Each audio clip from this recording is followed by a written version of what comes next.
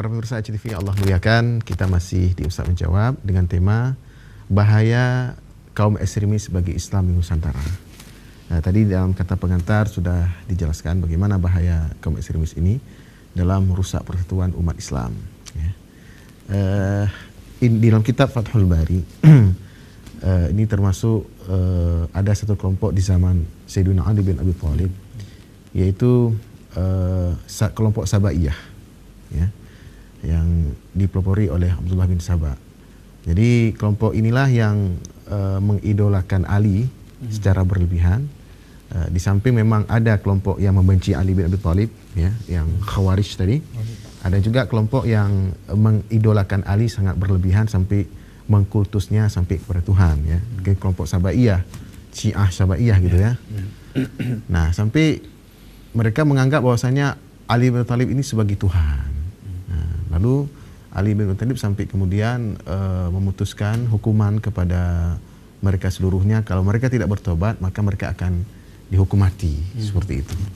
Nah, mungkin kelompok ini sudah tidak ada lagi di zaman kita, tapi yang mirip-mirip dengan kelompok ini masih ada. Ya, misalnya seperti Syiah yang ada di Iran sekarang ini, ya. Syiah Imam 12 kan, Imamiyah Itsna Asyariyah, itu mereka berkeyakinan bahwa Imam 12 yang sebagai pelanjut kekhalifahan dari Rasulullah Muhammad SAW itu dalam anggapan mereka itu memiliki sifat ismah, maksum, ya.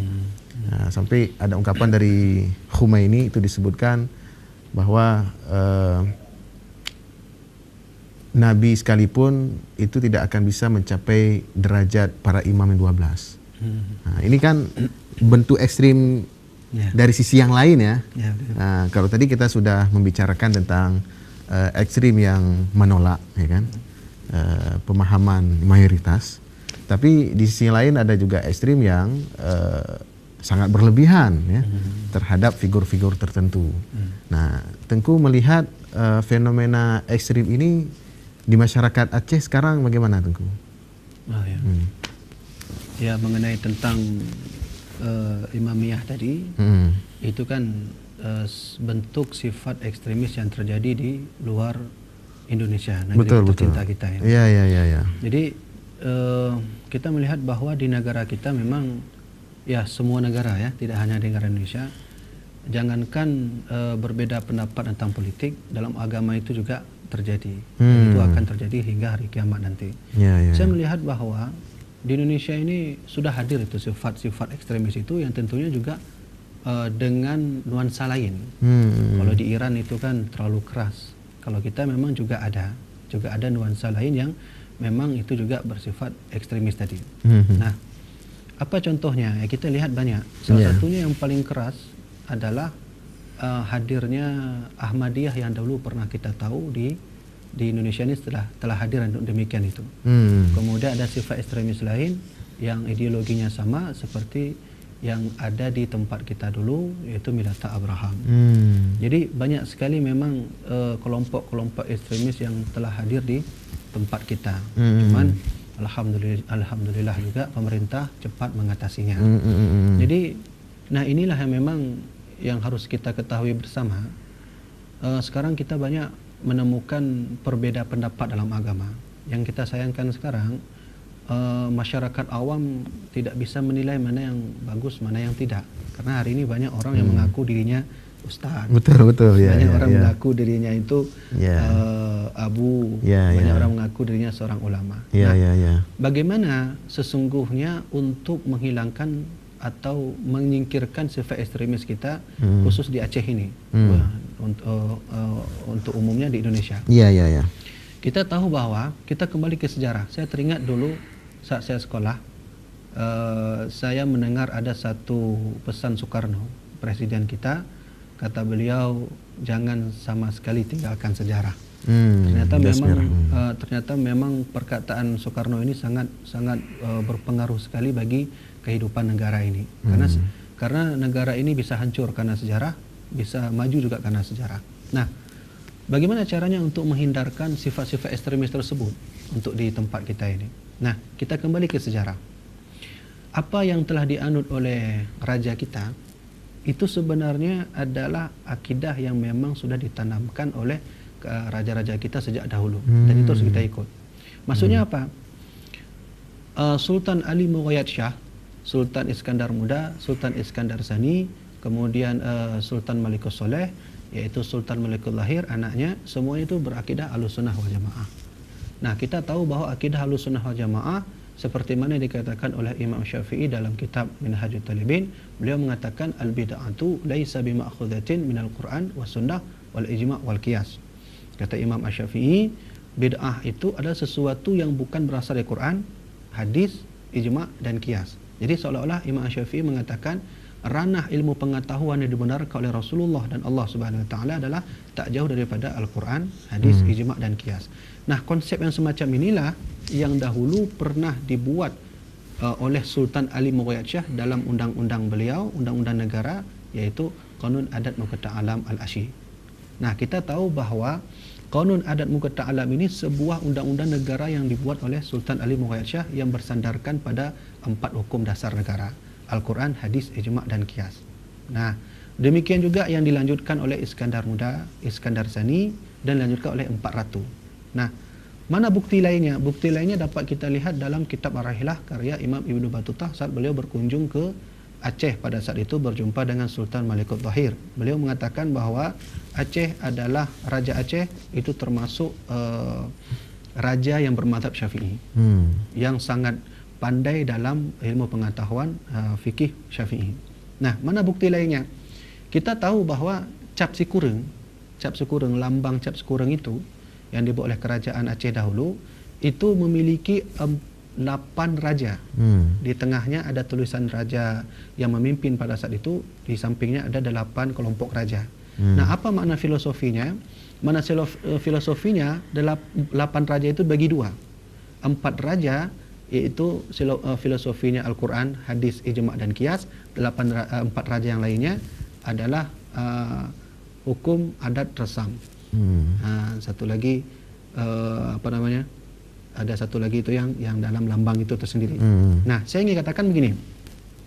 Sejak dahulu raja kita Iskandar Muda yang hidup pada abad 16, itu beliau adalah raja yang dikatakan dalam sejarah sebagai kerajaan yang dipimpin oleh beliau, kerajaan Islam terkuat nomor 4 di dunia. Nah, apa yang kita fahami dari ini? Ternyata dahulu pada saat Raja Iskandar Muda ini menjadi pemimpin raja, itu banyak negara melirik Qanun Adat Muqatta' Alam. Nah, demikianlah yang ditulis oleh ahli sejarawan, termasuk dalam buku Aceh Sepanjang Abad. Di sana beliau menulis bahawa Brunei Darussalam, Filipina, India, China, Arab Saudi itu melirik Qanun Adat Muqatta' Alam itu, sehingga banyak mereka mengambil beberapa poin penting untuk aturan negara mereka. Nah, saya ingin katakan begini, inilah akidah kita yang sebenarnya di Aceh ini, yaitu akidah Ahlussunnah wal Jamaah. Maka oleh karena itu, hari ini kan kita banyak melihat ada orang mengaku dirinya seorang ulama, seorang abu, bahkan dia mengaku dirinya ustaz. Baik, tak masalah. Tapi kita harus mengetahui bahawa sesungguhnya menjadi seorang ulama itu tidak mudah. Menjadi seorang abu itu juga tidak mudah. Menjadi seorang dirinya ustaz juga tidak mudah. Siapa yang mengatakan itu? Syekh Ahmad Khatib dalam kitabnya Nufahat ala Syarah Warakat. Beliau mengatakan bahawa syarat menjadi ulama itu adalah dia harus memiliki 12 ilmu, dan disetujui oleh Imam Syairazi di dalamnya. Beliau mengatakan bahawa syarat menjadi ulama harus menguasai ilmu fikih, ilmu mantik, ilmu alat, ilmu majaz, ilmu Quran, ulumul hadis, ilmu tajwid dan beberapa ilmu lainnya. Maka demikian jugalah yang dikatakan oleh Abu Syekh Mudawali dalam kitab Al-Fatawa ketika orang bertanya, apa syarat menjadi seorang ustaz? Maka dijawab oleh beliau, harus menguasai ilmu alat. Yang ketiga, yang dikatakan oleh Profesor Dr. Muhyiddin Wali, beliau mengatakan syarat menjadi seorang ulama itu harus belajar bergelut dengan ilmu agamanya 40 tahun. Nah, kita tarik kesimpulan. Apa kesimpulan yang dapat kita ambil dari ini? Kesimpulannya adalah inilah akidah Ahlussunnah wal Jamaah yang sejak dulu raja kita telah menganut akidah itu. Maka orang awam, masyarakat awam kita, janganlah kita ikut pada akidah-akidah lain. Karena kan kita tahu Ustaz, hari ini orang hanya beralih Quran hadis, ijma' dan qiyas tak diambil. Ya, saya memang kita wajib kembali Quran hadis. Tapi untuk memahami Quran hadis itu kan tidak bisa dengan akal kita. Kita punya ulama-ulama untuk kita pergi ke mereka untuk mengambil itu. Satu lagi, dalam kitab tafsir Al-Quranul Azim karya Imam Ibnu Katsir, ada satu hadis begini, sangat unik hadisnya. Dahulu pada saat Mu'az bin Jabal pergi ke Yaman, Rasulullah berjumpa dengan Mu'az bin Jabal. Apa kata Rasulullah? Fabima tahkum, jika nanti orang Yaman bertanya kepadamu tentang hukum Islam, engkau akan berhukum kemana? Maka kata Mu'az bin Jabal, bi kitabillah ya Rasulullah, saya akan lari kepada Al-Quran. Kemudian kata Rasulullah, fa illam tajid, jika engkau tidak menemukan Al-Quran, engkau lari ke mana? Maka kata beliau, fa bi sunnati Rasulillah, aku akan lari kepada sunnah Nabi. Ditanya lagi oleh Rasulullah, fa illam tajid, jika dalam Al-Quran dan hadis tidak menemukan, engkau akan bagaimana? Ajtahidu ra'i, kata Mu'az bin Jabal, aku akan berijtihad dengan akalku. Nah, ini bukti bahwa sebenarnya kita harus mengikut pendapat para ulama. Nah, jadi itu yang mungkin yang bisa. Baik. Para pemirsa TV yang Allah muliakan, ya kita sedang membicarakan satu tema yang sangat menarik, yaitu kembali kita sebutkan bahaya kaum ekstremis bagi Islam di Nusantara. Dan kita sudah banyak tadi membahas bagaimana bahayanya bagi Islam Nusantara. Tentu akan membuat persatuan Islam di Nusantara ini akan rusak dengan kehadiran kaum ekstremis ini. Baik, para pemirsa TV Allah muliakan, tentu saja semua kita sudah sangat familiar dengan pemahaman-pemahaman Ahlus Sunnah wal Jamaah yang semula adalah berasal dari pemahaman dari salah seorang tokoh Mu'tazilah ya dasarnya ya. Nah, tapi beliau kemudian kembali kepada pemahaman Ahlul Hadis ya. Beliau bernama Al-Imam Abul Hasan Al-Asy'ari. Nah, beliau sebelumnya belajar lama kepada seorang tokoh Mu'tazilah yaitu Syekh Ali Al-Jubai. Nah, ini bagaimana kisahnya nih? Mungkin bisa disampaikan sedikit kepada para pemirsa. Mungkin jika kisah lengkapnya saya tak tahu. Tapi saya ambil rujukan agar nanti orang memandang bahwa kisah ini bukan saya yang cerita. Betul sekali. Saya ambil dalam kitab Durus Samin. Di sana ada tertulis kisah tentang Abu Hasan Al-Asy'ari berpindah kepada akidah Ahlus Sunnah wal Jamaah. Di sana tertulis bahwa dalam kitab Durus Samin tertulis dahulu beliau itu kan bermu'tazilah selama 40 tahun. 40 tahun. Beliau belajar terus tentang Mu'tazilah. Sehingga di suatu malam beliau bermimpi dengan Rasulullah SAW. Dalam kitab itu dituliskan. Bermimpi dengan Nabi, lalu Nabi datang kepada beliau. Apa kata beliau? Rasulullah, kata Rasulullah kepada Abu Hasan Al-Asy'ari, wahai Hasan, engkau sampaikan apa yang aku sampaikan. Maka Abu Hasan bertanya, aku telah sampaikan apa yang kau sampaikan Rasulullah. Kata dibalas oleh Rasulullah, kalau engkau telah sampaikan apa yang aku sampaikan, untuk apa aku datang ke mimpimu? Kata Rasulullah dalam kitab tersebut. Maka beliau ketika bangun tidur, beliau pelajarilah apa yang dimaksud oleh Rasulullah SAW, sehingga beliau menemukan akidah Ahlussunnah wal Jamaah tadi. Nah, setelah itu beliau singkirkan buku-buku yang Mu'tazilah, beliau ambil pelajari buku Al-Qidah tadi, kemudian beliau pergi ke pasar.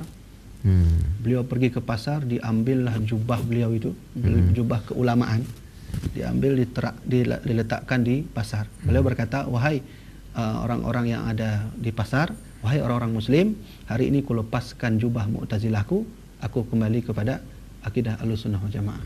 Nah, jadi inilah yang ditulis dalam kitab Durus Samin tersebut.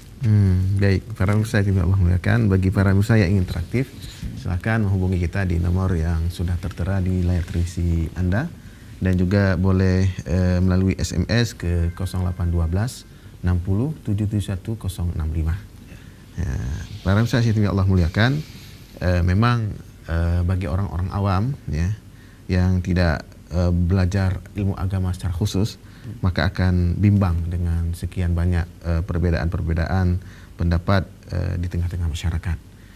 Saya teringat dengan satu ungkapan dari Ali bin Abi Thalib yang sangat populer, yang beliau sebutkan kepada seorang murid beliau yang bernama Kumail ya, bin Ziyad. Kata beliau, an-nasu thalatha. Ya, manusia itu ada tiga. Pertama adalah alimun rabbani, ulama rabbani. Yang kedua adalah muta'allim ala sabili najah, menuntut ilmu di atas jalan yang selamat. Yang ketiga adalah hamajun ra'a'un atba'u kulli na'iq yamiluna ma'a kulli rih lam yastadhi'u binuril ilmi wa lam yalja'u ila ruknin wathiq. Yang ketiga adalah orang awam.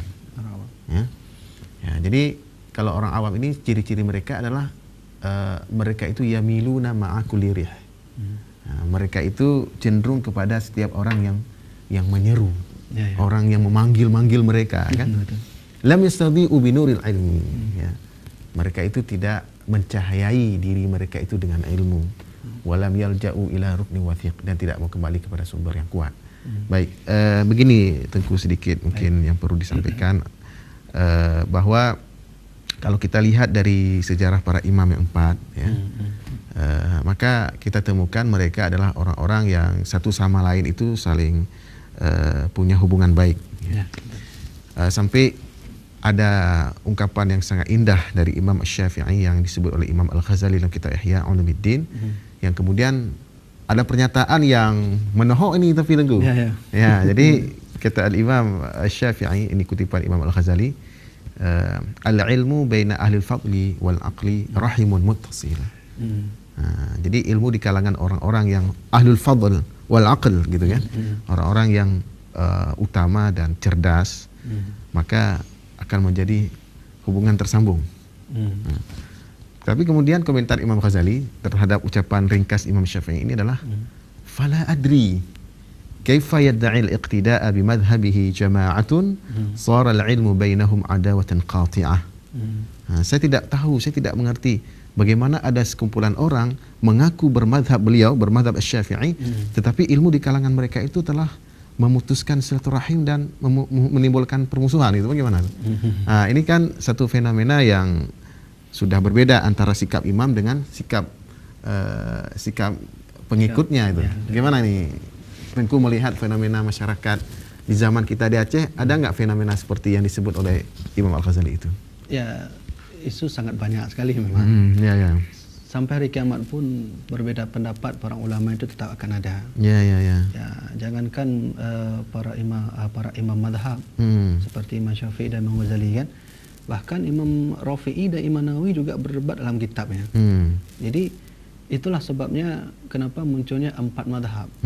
Artinya apa? Mereka mengambil masadir. Masadir artinya adalah mengambil dasar hukum Islam dari Quran hadis dengan ijtihad mereka.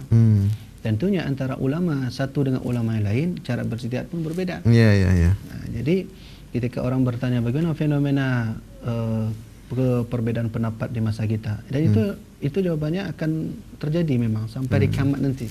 Tapi kan tidak menimbulkan permusuhan. Itu tapi yang masalahnya di kalangan pengikutnya jadi memusuhi dan memutuskan silaturahim kan. Jadi miris juga kita lihat. Ini apa penyebabnya sampai seperti itu? Ya, itu kembali kepada sifat ekstremis yang tadi kita bahas tadi. Saya teringat bahwa salah satu daripada sifat ekstremis itu ada 12 tanda yang dijelaskan oleh Yusuf Qaradawi. Salah satunya adalah satu kelompok mempunyai sifat hegemoni tersendiri dalam memandang agama Islam. Ketika makanya kata Allah Subhanahu wa taala faruddu ilaih, maksudnya kita harus kembali kepada Al-Qur'an dan hadis. Jika kita ada dalam Quran fa in tanaza'tum fi syai'in faruddu ila Allah wa rasulih. Maka jika kalian itu berikhtilaf dengan ini, maka kembali kepada Al-Qur'an dan hadis. Nah, kalau masa Imam Syafi'i dengan Imam Ghazali, masa Imam Rafi'i, Imam Nawawi, kemudian masa 4 madhab, masa Khalifatul Rasyidin, mereka itu kan berikhtilaf, tapi tidak terjadi permusuhan. Nah, kalau kita berikhtilaf, terjadi permusuhan. Nah, jadi masalahnya mungkin kalau diungkapkan dengan bahasa Imam Syafi'i tadi, berarti orang-orang yang berikhtilaf di zaman kita bukan ahlul fadli, bukan ahlul aqli. Kan? Gitu. Nah, jadi saya kalau ditanya demikian, tetap saya kembali kepada Syekh Yusuf Qaradawi tadi. Salah satu sifat ekstremis bagi suatu kelompok, mereka punya sifat hegemoni tersendiri. Yang hegemoni itu bukan berasal dari Quran dan hadis. Sehingga terkadang kita banyak melihat orang, saya bagaimana guru saya. Soalnya kan kita harus mengambil pendapat dan menghargai pendapat orang lain.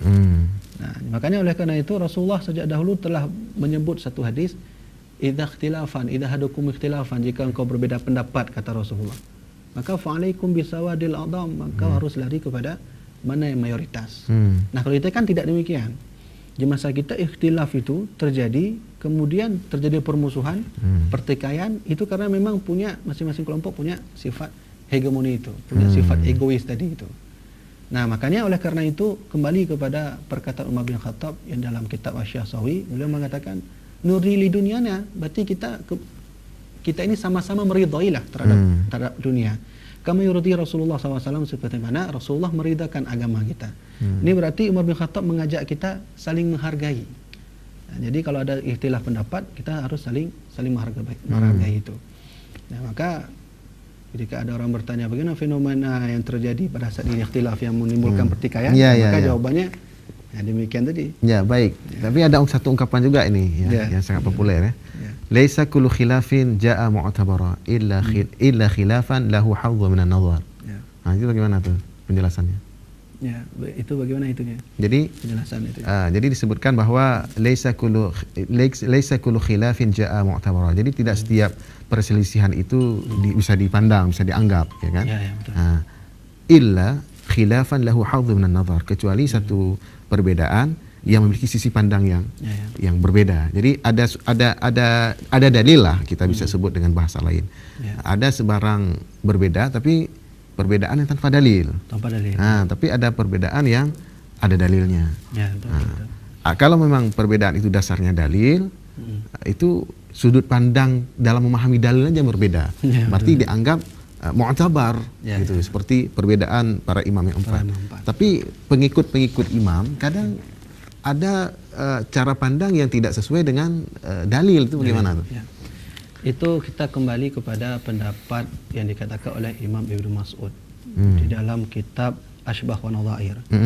Beliau mengatakan bahwa mar'al muslimuna hasanun fahuwa hasanan. Apa yang dilihat oleh para ulama itu baik, maka baiklah dia.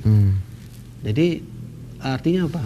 Bahwa yang dilihat oleh ulama ini tentunya berasal daripada Al-Quran dan Hadis.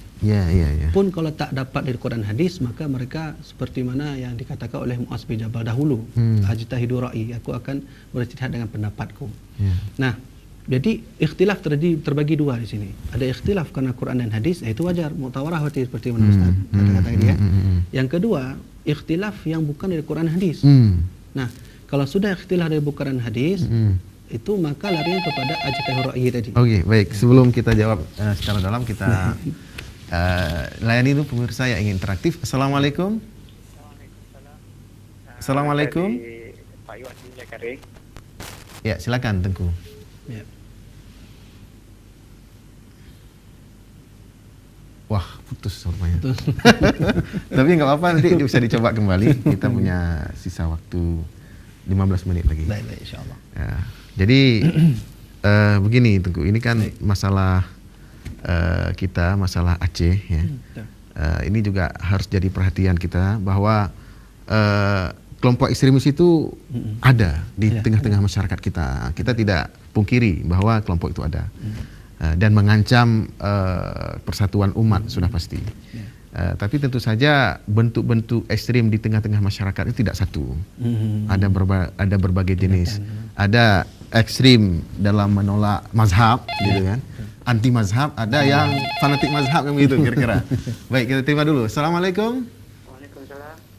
Dengan Pak Iwan tadi Pak di Jakarta. Ya, tafadhol Pak Iwan. Yang dimaksud dengan ini kaum ekstrim ini siapa yang difokuskan, orang Muslim kah atau orang non Muslim gitu? Ya, itu saja. Ada yang lain? Bapak yang ke arah mana nih? Baik. Enggak, Bapak jawab aja biar saya lanjutin pertanyaannya. Enggak, langsung aja pertanyaan kedua dan seterusnya kita jawab sekaligus. Gitu. Jadi gini, kalau memang orang yang ekstrim ini Bapak jatuhin ke orang Islam, itu sama dengan kita udah memecah belah sendiri orang-orang Islam. Sedangkan kata Nabi, satu nyawa orang Islam itu sangat berharga dibandingkan dengan yang lain begitu. Jadi kalau memang ada yang masyarakat yang suka membunuh diri atau membunuh diri dengan orang-orang non-Muslim itu bukannya kelompok yang ekstrim, tapi itu pemikiran orang yang bodoh, karena dia mematikan keturunan dari orang Muslim sendiri. Sedangkan kita harus memperbanyak keturunan orang Muslim biar bisa menguasai dunia. Gitu. Ya, baik. Kalau ekstrim ini adalah orang-orang kita juga, orang-orang Islam juga. Jadi jangan kita memecah belah orang-orang kita sendiri gitu. Jadi baik, itu saja udah aja yang melakukan bom bunuh diri itu orang yang pikiran pendek gitu. Ya, baik. Ya, itu saja. Baik. Jadi jangan ada istilah orang ekstrim itu untuk orang Muslim gitu. Kalau bisa jadi coba itu aja dulu. Assalamualaikum warahmatullahi wabarakatuh. Waalaikumsalam warahmatullahi wabarakatuh. Mungkin yang bertanya kurang setuju dengan istilah ekstremis bagi Muslim. Ini bagaimana nih Tengku menjelaskannya? Memang kalau bahasa Arab ekstrim itu artinya tataruf. Jadi istilah tataruf itu dibuat oleh Syekh Yusuf Qaradawi. Oh, baik. Sebelum dijawab nanti kita ikuti pesan-pesan berikut ini.